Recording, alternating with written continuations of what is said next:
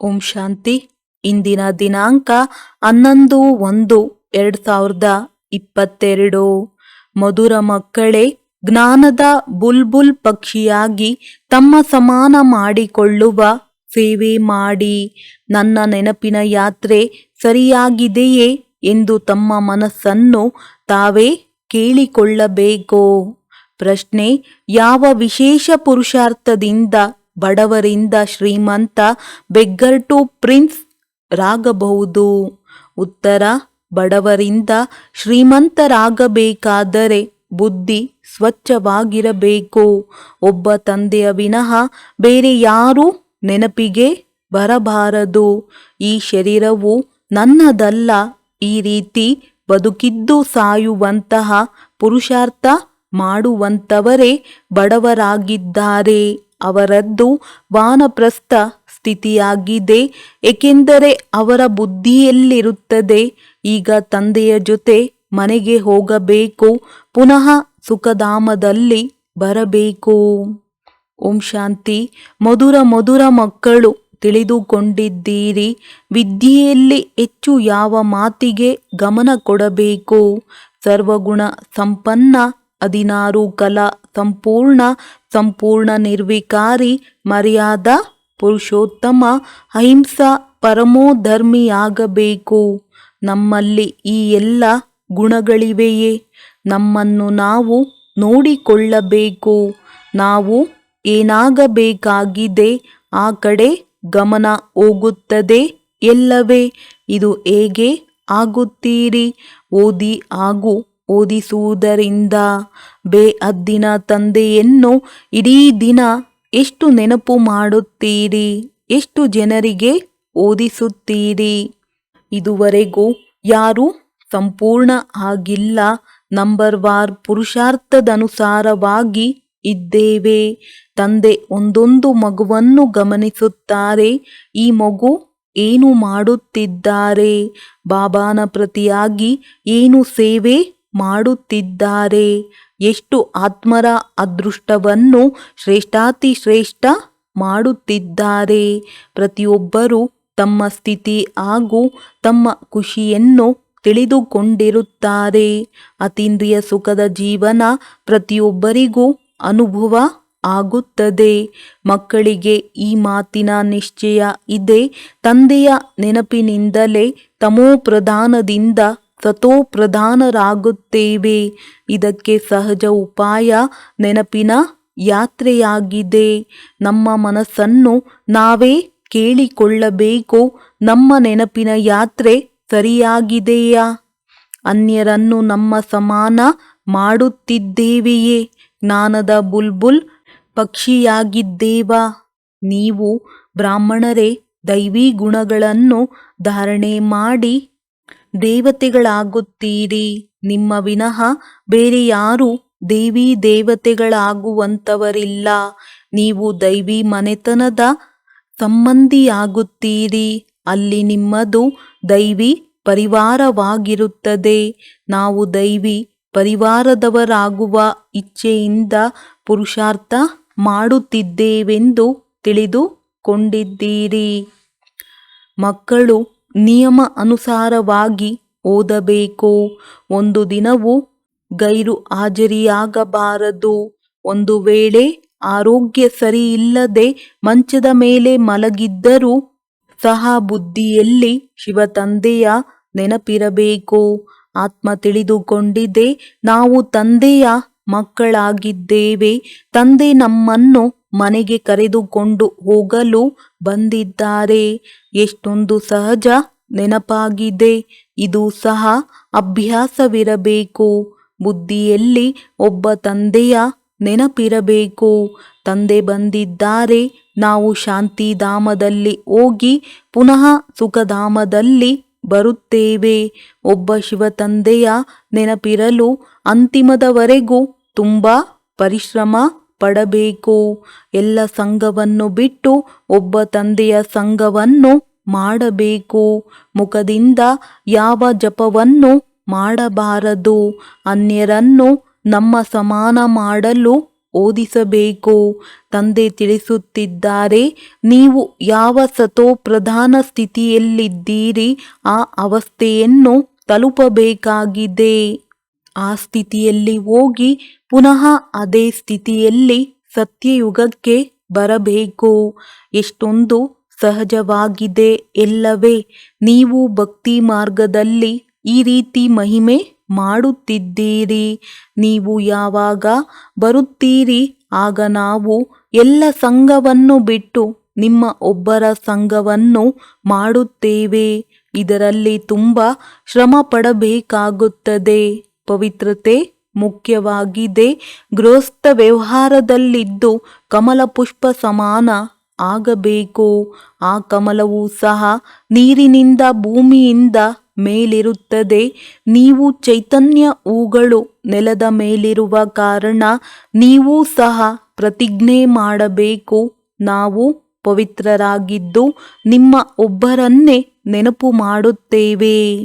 ಅಂತ್ಯದಲ್ಲಿ ನಿಮ್ಮ ವಿನಃ ಬೇರೆ ಯಾರ ನೆನಪು ಬರಬಾರದು. ಯಾವ ಅವಗುಣವೂ ಇರಬಾರದು. ಯಾರು ಈ ರೀತಿಯಾಗುತ್ತಾರೆ ಅವರು ಸದಾ ಹರ್ಷಿತರಾಗಿರುತ್ತಾರೆ. ಈ ಅಭ್ಯಾಸವನ್ನು ತುಂಬ ಮಾಡಬೇಕು. ಮಕ್ಕಳು ತಿಳಿದಿದ್ದಾರೆ, ಒಮ್ಮೊಮ್ಮೆ ಸ್ಥಿತಿಯು ಬಾಡಿ ಹೋಗುತ್ತದೆ. ಮಾಯೆ ತಕ್ಷಣ ಮುಟ್ಟಿದರೆ ಮುನಿ ಮಾಡಿಬಿಡುತ್ತದೆ. ಪ್ರತಿಯೊಬ್ಬರೂ ತಮ್ಮನ್ನು ತಾವು ಅಗತ್ಯವಾಗಿ ಕೇಳಿಕೊಳ್ಳಬೇಕು, ನಾನು ಎಷ್ಟು ತಂದೆಯ ನೆನಪಿನಲ್ಲಿದ್ದು ಹರ್ಷಿತವಾಗಿರುತ್ತೇನೆ, ತಂದೆಯ ಸೇವೆಗೆ ಎಷ್ಟು ಸಮಯ ಕೊಡುತ್ತೇನೆ. ಒಂದು ವೇಳೆ ಯಾರು ಹೇಗಾದರೂ ಇರಲಿ, ನೀವು ಮಕ್ಕಳು ಸೇವೆ ಮಾಡುತ್ತಿರಬೇಕು. ತಂದೆಯೂ ಸಹ ಆಸ್ತಿಗೆ ಯಾರು ಯೋಗ್ಯರಾಗಿದ್ದಾರೆಂದು ಪರಿಶೀಲನೆ ಮಾಡುತ್ತಾರೆ. ಹೇಗೆ ಚಳಿಗೆ ಇದು ಕಲ್ಲು ಅಥವಾ ಮೃದು ವಸ್ತು ಎಂದು ಗೊತ್ತಾಗುತ್ತದೆ, ಅದು ಕಲ್ಲಿನ ಮೇಲೆ ಎಂದಿಗೂ ಕುಟುಕುವುದಿಲ್ಲ. ನಿಮ್ಮ ಕರ್ತವ್ಯವೂ ಸಹ ಇದೇ ಆಗಿದೆ. ನೀವು ಬೇಹದ್ದಿನ ತಂದೆಯ ವಿದ್ಯಾರ್ಥಿಗಳಲ್ಲವೇ. ವಿದ್ಯೆಯ ಮೇಲೆ ತುಂಬ ಆಧಾರವಾಗಿದೆ. ಆರಂಭದಲ್ಲಿ ಮಕ್ಕಳು ಒಂದು ದಿನವೂ ಮುರುಳಿ ಇಲ್ಲದೆ ಇರುತ್ತಿರಲಿಲ್ಲ. ಎಷ್ಟೊಂದು ತಡವರಿಸುತ್ತಿದ್ದರು. ಮುರುಳಿ ಸಮಯದಲ್ಲಿ ಹಿರಿಯ ಸಹೋದರಿಯರು ನಿನ್ನ ಮುರುಳಿಯಲ್ಲಿದೆ ಜಾದು ಎಂಬ ಹಾಡನ್ನು ಹಾಡಿದರು. ಬಂಧನದಲ್ಲಿರುವವರಿಗೆ ಮುರುಳಿಯನ್ನು ಹೇಗೆ ತಲುಪಿಸುತ್ತಿದ್ದರು? ಮುರುಳಿಯಲ್ಲಿ ಜಾದು ಇದೆಯಲ್ಲವೇ? ಯಾವ ಜಾದು? ವಿಶ್ವದ ಮಾಲೀಕರನ್ನಾಗಿ ಮಾಡುವ ಜಾದು. ಇದಕ್ಕಿಂತ ದೊಡ್ಡ ಜಾದು ಬೇರೆ ಯಾವುದೂ ಇಲ್ಲ. ಆ ಸಮಯದಲ್ಲಿ ನೀವು ಮುರುಳಿಗೆ ಎಷ್ಟೊಂದು ಬೆಲೆ ಕೊಡುತ್ತಿದ್ದೀರಿ. ಮುರುಳಿಯನ್ನು ತಲುಪಿಸಲು ಎಷ್ಟೊಂದು ಪ್ರಯತ್ನ ಪಡುತ್ತಿದ್ದೀರಿ. ವಿದ್ಯೆ ಇಲ್ಲದೆ ಅವರ ಸ್ಥಿತಿ ಏನಾಗಿರುತ್ತದೆಯೋ ಎಂದು ತಿಳಿಯುತ್ತಿದ್ದೀರಿ. ಆದರೆ ಇಲ್ಲಿ ತಂದೆಯು ತಿಳಿದುಕೊಂಡಿದ್ದಾರೆ, ಅನೇಕ ಮಕ್ಕಳು ಮುರುಳಿಗೆ ಗಮನ ಕೊಡುವುದಿಲ್ಲ. ಮುರುಳಿಯಂತೂ ಮಕ್ಕಳನ್ನು ರಿಫ್ರೆಶ್ ಮಾಡುತ್ತದೆ. ಭಗವಂತ ನಿಮ್ಮನ್ನು ವಿಶ್ವದ ಮಾಲೀಕರನ್ನಾಗಿ ಮಾಡುತ್ತಾರೆ. ಅವರ ಮುರುಳಿಯನ್ನು ಕೇಳದಿದ್ದರೆ ಭಗವಂತ ಟೀಚರ್ ಏನು ಹೇಳುತ್ತಾರೆ? ತಂದೆಗೆ ಆಶ್ಚರ್ಯವೇ ಆಗುತ್ತದೆ. ನಡೆಯುತ್ತಾ ನಡೆಯುತ್ತಾ ಮಾಯೆಯು ತುಂಬ ಮಕ್ಕಳಿಗೆ ಇಂತಹ ಬಿರುಗಾಳಿಯನ್ನು ತಂದು ಬಿಡುತ್ತದೆ. ಮುರುಳಿ ಓದುವುದು, ಮುರುಳಿ ಸಮಯದಲ್ಲಿ ಬರುವುದನ್ನು ಬಿಟ್ಟು ಬಿಡುತ್ತಾರೆ. ಜ್ಞಾನದೊಂದಿಗೆ ತಿರಸ್ಕಾರ ಅರ್ಥಾತ್ ತಂದೆಯನ್ನು ತಿರಸ್ಕರಿಸಿದಂತೆ ಆಗುತ್ತದೆ. ತಂದೆಯ ಜೊತೆ ತಿರಸ್ಕಾರ ಅರ್ಥಾತ್ ವಿಶ್ವರಾಜ್ಯ ಭಾಗ್ಯದೊಂದಿಗೆ ತಿರಸ್ಕಾರ ಮಾಯೆ ಸಂಪೂರ್ಣವಾಗಿ ಕೆಳಗೆ ತಂದು ಬಿಡುತ್ತದೆ. ಒಂದೇ ಸಾರಿಗೆ ಬುದ್ಧಿಯನ್ನು ನಾಶ ಮಾಡಿಬಿಡುತ್ತದೆ. ಆಗ ಏನನ್ನೂ ತಿಳಿಯದಾಗುವುದಿಲ್ಲ.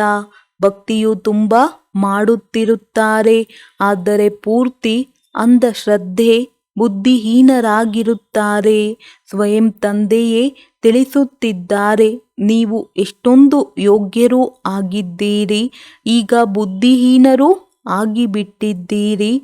ಈಗ ನಾನು ನೀವು ಮಕ್ಕಳನ್ನು ಯೋಗ್ಯರನ್ನಾಗಿ ಮಾಡಲು ಬಂದಿದ್ದೇನೆ. ಆದುದರಿಂದ ಅವಶ್ಯಕವಾಗಿ ಶ್ರೀಮತದಂತೆ ನಡೆಯಬೇಕು. ತಂದೆ ತಿಳಿಸುತ್ತಾರೆ, ಇಲ್ಲಿ ಬೇರೆ ಏನೂ ಮಾಡಬೇಕಾಗಿಲ್ಲ. ಕೇವಲ ತಂದೆಯನ್ನು ನೆನಪು ಮಾಡಿ ಹಾಗೂ ಓದಿರಿ. ಶಾಲೆಯಲ್ಲಿ ಮಕ್ಕಳು ಓದನ್ನು ಓದುತ್ತಾರೆ ಹಾಗೂ ಶಿಕ್ಷಕನನ್ನೂ ಸಹ ನೆನಪು ಮಾಡುತ್ತಾರೆ. ನಡತೆಯನ್ನು ಸುಧಾರಣೆ ಮಾಡಿಕೊಳ್ಳಬೇಕು. ನಿಮ್ಮ ಗುರಿ ಉದ್ದೇಶ ಮುಂದೆ ನಿಂತಿದೆ. ನೀವು ಈ ರೀತಿ ಆಗಬೇಕು. ಅವರ ನಡತೆ ಉತ್ತಮವಾಗಿರುವ ಕಾರಣ ಮನುಷ್ಯರು ಅವರ ಮಹಿಮೆಯನ್ನು ಈ ರೀತಿ ಮಾಡುತ್ತಾರೆ. ತಾವು ಸರ್ವಗುಣ ಸಂಪನ್ನರು. ಮನುಷ್ಯರಿಗೆ ಎಲ್ಲಿಯವರೆಗೆ ತಂದೆಯ ಪರಿಚಯ ಸಿಗುವುದಿಲ್ಲ ಅಲ್ಲಿಯವರೆಗೆ ಅಂಧಕಾರದಲ್ಲಿ ಇರುತ್ತಾರೆ. ಇಡೀ ಪ್ರಪಂಚದ ಮನುಷ್ಯರು ಈ ಸಮಯದಲ್ಲಿ ನಿರ್ಧನಿಕರಾಗಿದ್ದಾರೆ. ಅಂಥವರಿಗೆ ತಂದೆಯ ಸಂದೇಶವನ್ನು ತಲುಪಿಸಬೇಕು. ನೀವು ಬೇಅದ್ದಿನ ತಂದೆಯ ಮಕ್ಕಳಾಗಿದ್ದೀರಲ್ಲವೇ. ತಂದೆ ತಿಳಿಸುತ್ತಾರೆ, ನನ್ನನ್ನು ನೆನಪು ಮಾಡಿದಾಗ ನಿಮ್ಮ ವಿಕರ್ಮ ವಿನಾಶವಾಗಿ ಬಿಡುತ್ತದೆ. ಮಕ್ಕಳು ಸರ್ವರಿಗೂ ಸಂದೇಶ ತಲುಪಿಸುವಂತಹ ಯುಕ್ತಿಯನ್ನು ಹುಡುಕಬೇಕು. ಸಮಾಚಾರ ಪತ್ರಿಕೆಯ ಮೂಲಕ ಎಲ್ಲರಿಗೆ ಈ ಸಂದೇಶ ತಲುಪುತ್ತದೆ. ಒಬ್ಬ ತಂದೆಯನ್ನು ನೆನಪು ಮಾಡಿದಾಗ ಪಾವನರಾಗಿ ಬಿಡುತ್ತೀರಿ.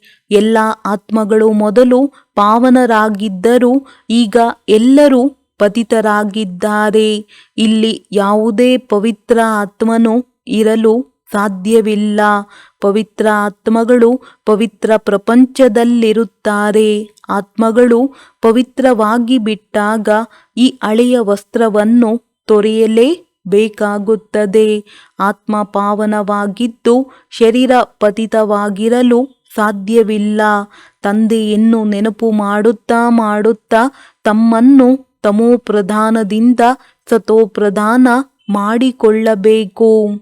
ಮೊಟ್ಟ ಮೊದಲು ನೀವು ಇಲ್ಲಿಗೆ ಬಂದಾಗ ಪವಿತ್ರರಾಗಿದ್ದೀರಿ. ಈಗ ಪುನಃ ಪವಿತ್ರರಾಗಬೇಕಾಗಿದೆ.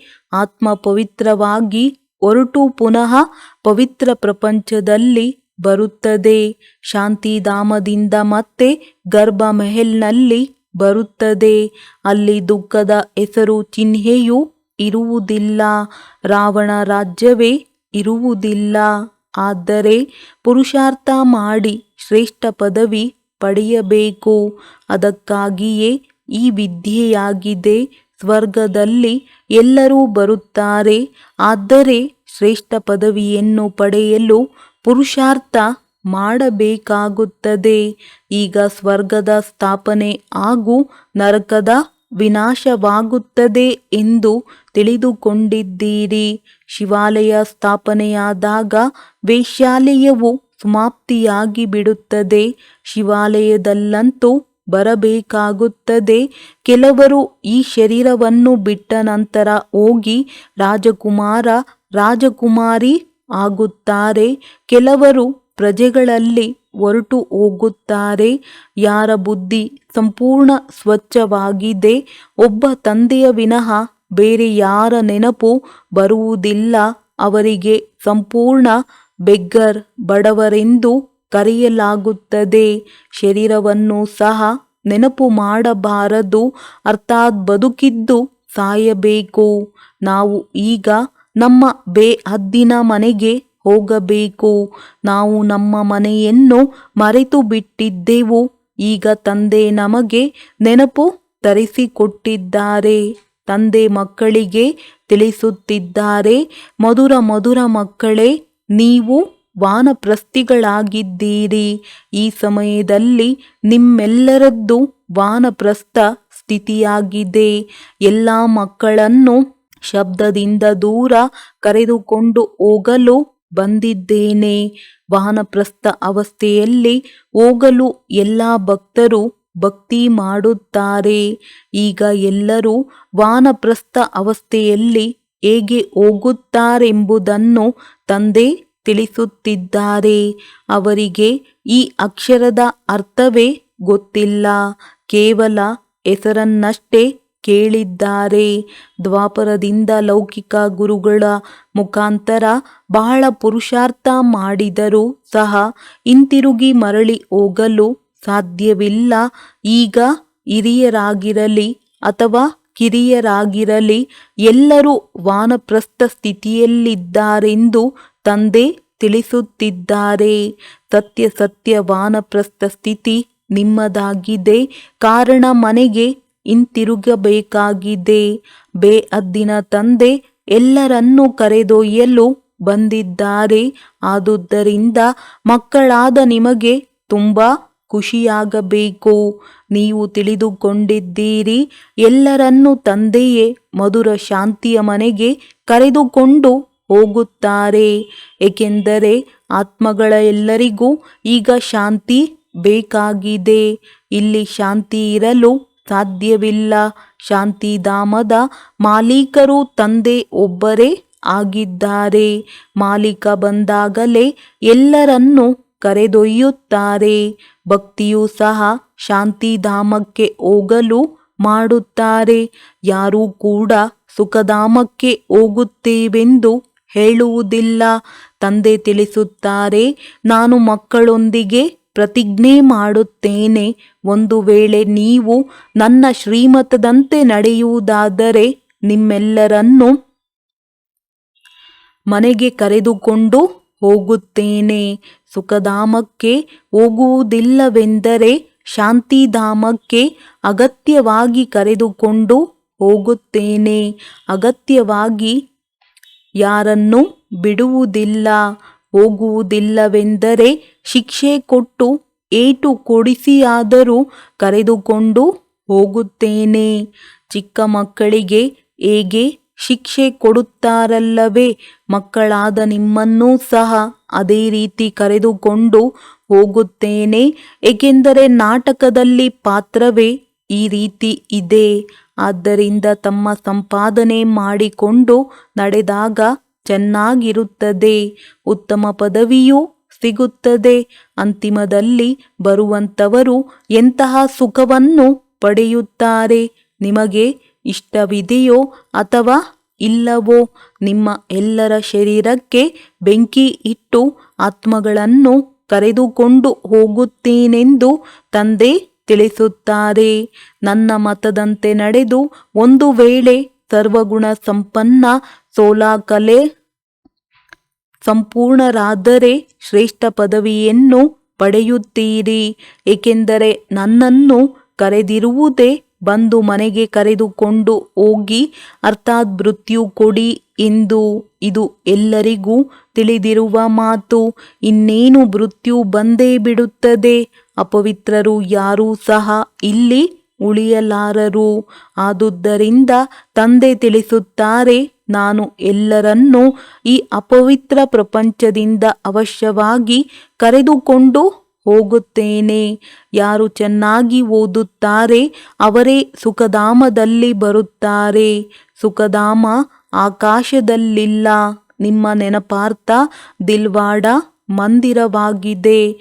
ಆದಿದೇವ ಕುಳಿತಿದ್ದಾರೆ. ಬಾಪ್ ದಾದಾರವರು ಇದ್ದಾರಲ್ಲವೇ? ಇವರ ಶರೀರದಲ್ಲಿ ತಂದೆ ವಿರಾಜಮಾನವಾಗುತ್ತಾರೆ. ಇಲ್ಲಿ ಬಾಪ್ ದಾದಾ ಇಬ್ಬರು ಕುಳಿತಿದ್ದಾರೆಂದು ನೀವು ತಿಳಿದುಕೊಂಡಿದ್ದೀರಿ. ಮಕ್ಕಳು, ನೀವು ಆ ಮಂದಿರಕ್ಕೆ ಹೋದಾಗ ಇದು ಬಾಪ್ ದಾದಾರವರ ಮಂದಿರವಾಗಿದೆ ಎಂಬ ವಿಚಾರವಿರಲಿ.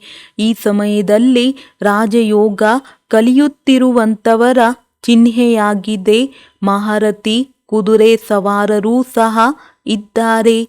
ಈ ದಾದಾರವರಲ್ಲಿ ಬಾಬಾ ಪ್ರವೇಶ ಮಾಡುತ್ತಾರೆ. ಆದುದರಿಂದ ಅದು ಜಡವಾಗಿದೆ, ಇದು ಚೈತನ್ಯವಾಗಿದೆ. ನಿಮ್ಮದೇ ಉದಾಹರಣೆಯನ್ನು ನೋಡಿಕೊಂಡು ಬರುತ್ತೀರಿ. ದಿಲ್ವಾಡ ಮಂದಿರವು ಎಷ್ಟೊಂದು ರಮಣೀಕವಾಗಿದೆ. ಕಲ್ಪ ಕಲ್ಪ ಅದೇ ರೀತಿ ಮಂದಿರವಾಗುತ್ತದೆ. ಅದನ್ನು ನೀವು ಹೋಗಿ ನೋಡುತ್ತೀರಿ. ಇದೆಲ್ಲ ವಿನಾಶ ಆಗುವುದು ಎಂದು ನೀವು ಹೇಳುತ್ತೀರಿ. ಮತ್ತೆ ಹೇಗೆ ಆಗುತ್ತದೆ ಎಂದು ನೀವು ಕೇಳುತ್ತೀರಿ. ಎಂದಿಗೂ ಈ ಸ್ವರ್ಗ ಎಲ್ಲಿದೆ ಎಂದು ಈ ರೀತಿ ಯೋಚಿಸಬಾರದು. ಆದರೆ ಪುನಃ ಸ್ವರ್ಗದ ಮೆಹಲ್ ಇರುತ್ತವೆ. ಈ ಬೆಟ್ಟ ಗುಟ್ಟಗಳೆಲ್ಲವೂ ಮುರಿದು ಹೋಗುತ್ತವೆ, ಪುನಃ ಆಗುತ್ತವೆ. ಆಬು ಮತ್ತೆ ಆಗುತ್ತದೆ. ಬಹಳಷ್ಟು ಮಕ್ಕಳು ಈ ಮಾತಿನಲ್ಲಿ ತುಂಬ ಗೊಂದಲವಾಗುತ್ತಾರೆ. ಗೊಂದಲವಾಗುವ ಅವಶ್ಯಕತೆ ಇಲ್ಲವೆಂದು ತಂದೆಯು ಹೇಳುತ್ತಾರೆ. ದ್ವಾರಿಕಾ ಸಮುದ್ರದಡಿ ಹೊರಟು ಹೋಯಿತು, ಮತ್ತೆ ಸಮುದ್ರದಡಿಯಿಂದ ಮೇಲೆ ಬರುತ್ತದೆ ಎಂದು ಹೇಳುತ್ತಾರೆ. ಆದರೆ ಕೆಳಗಡೆ ಹೋದಂತಹ ವಸ್ತುಗಳು ಹಾಗೆಯೇ ಸಮಾಪ್ತಿಯಾಗಿ ಬಿಡುತ್ತವೆ. ನಾವು ಸ್ವರ್ಗದಲ್ಲಿ ಮಹಡಿ ಮುಂತಾದವುಗಳನ್ನು ಮಾಡುತ್ತೇವೆಂದು ತಿಳಿದುಕೊಂಡಿದ್ದೀರಿ. ಅಲ್ಲಿ ಎಲ್ಲವೂ ಸಂಪೂರ್ಣ ಸತೋಪ್ರಧಾನ ಹೊಸ ಹೊಸ ವಸ್ತುಗಳು ಇರುತ್ತವೆ. ನೀವು ಅಲ್ಲಿಯ ಹಣ್ಣು ಮುಂತಾದವುಗಳನ್ನು ನೋಡಿಕೊಂಡು ಬರುತ್ತೀರಿ, ಹಾಗೂ ನಾವು ಅಲ್ಲಿಗೆ ಹೋಗುತ್ತೇವೆಂದು ತಿಳಿದಿದ್ದೀರಿ. ಸೃಷ್ಟಿಯ ಚರಿತ್ರೆ ಭೂಗೋಳ ಪುನರಾವರ್ತನೆ ಆಗುತ್ತದೆ. ಆದರೆ ಸ್ವರ್ಗವೂ ಸಹ ಪುನರಾವರ್ತನೆ ಆಗುತ್ತದೆ. ಈ ನಿಶ್ಚಯವಿರಬೇಕು. ಆದರೆ ಅದೃಷ್ಟದಲ್ಲಿಲ್ಲದಿದ್ದಾಗ ಕೆಲವರು ಇದು ಹೇಗೆ ಎಂದು ಕೇಳುತ್ತಾರೆ. ಇವರೆಲ್ಲರೂ ಪುನಃ ಬರುತ್ತಾರೆ, ಮತ್ತೆ ಮನೆ ಮುಂತಾದವುಗಳು ತಯಾರಾಗುತ್ತವೆ. ನೀವು ತಿಳಿದುಕೊಂಡಿದ್ದೀರಿ, ಸೋಮನಾಥ ಮಂದಿರವನ್ನು ಲೂಟಿ ಮಾಡಿಕೊಂಡು ಹೋಗುತ್ತಾರೆ, ಪುನಃ ಮಂದಿರವನ್ನು ಮಾಡುತ್ತಾರೆ.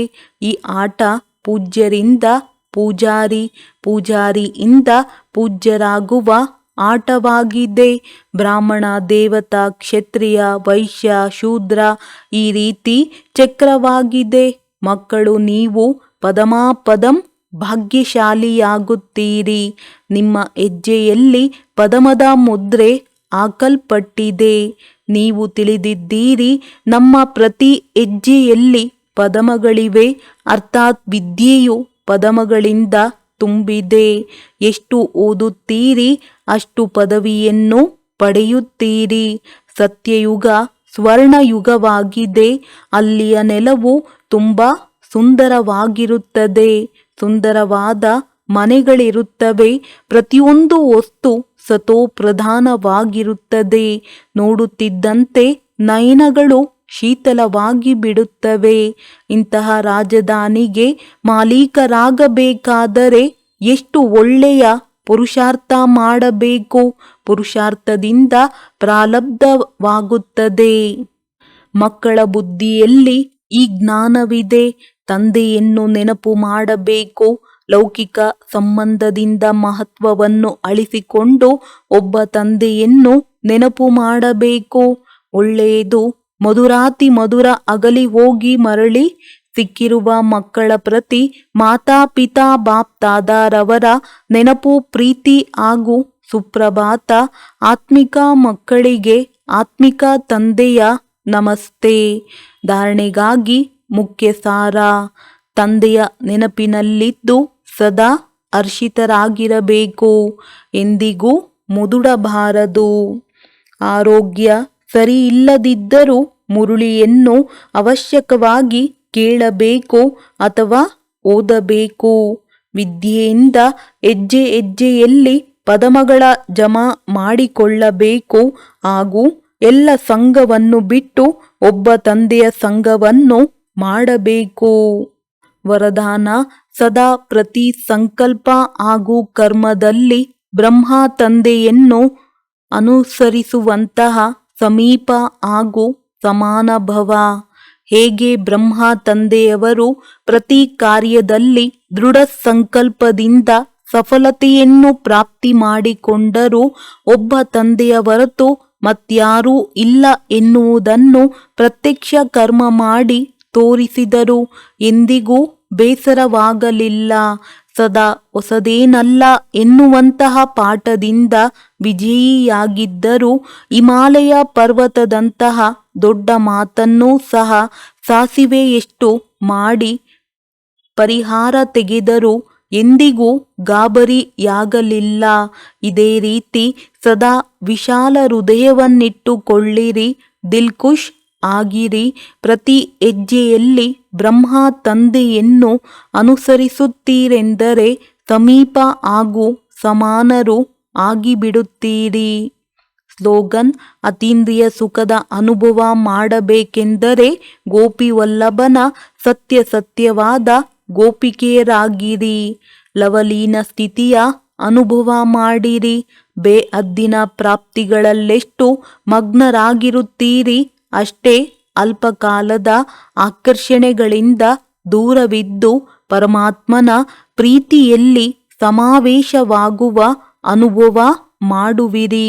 ತಮ್ಮ ಈ ಲವಲೀನ ಸ್ಥಿತಿಯು ವಾತಾವರಣದಲ್ಲಿ ಆತ್ಮೀಯತೆಯ ಸುಗಂಧವು ಹರಡುವುದು.